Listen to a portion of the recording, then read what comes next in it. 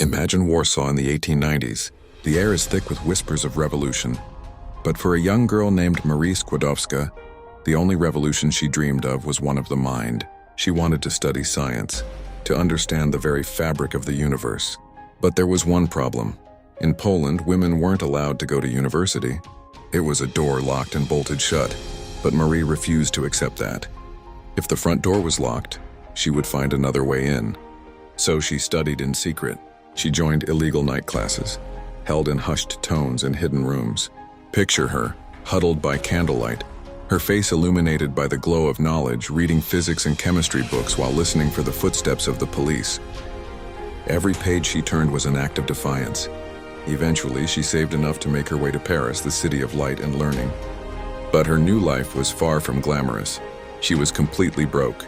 She rented a tiny, freezing attic room, so cold that in the winter the water in her wash basin would freeze solid.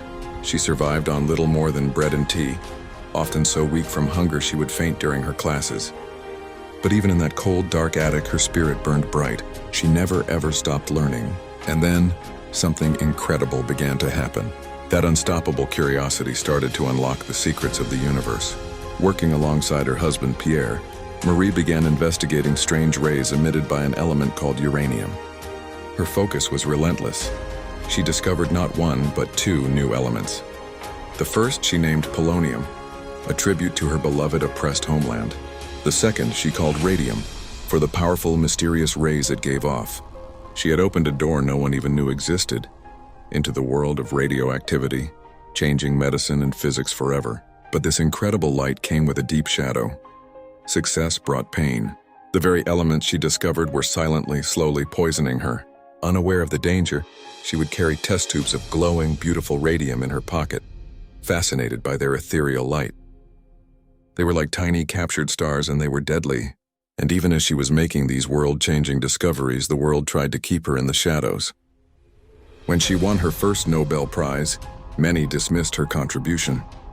"Oh, she's just helping her husband," they whispered. They couldn't imagine a woman being a scientific genius in her own right. So what did she do? She worked even harder. After her husband's tragic death, she continued their work alone with even more determination. And then she did it again. She won a second Nobel Prize, this time entirely on her own in a different field, chemistry.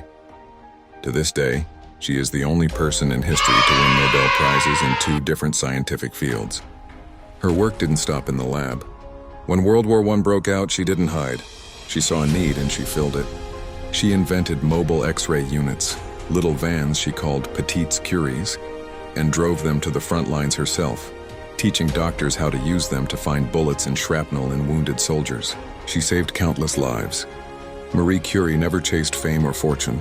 She chased knowledge. She chased a light that she could share with the world, even if it cost her her own life. Her story isn't just about being a once-in-a-generation genius. It's about passion.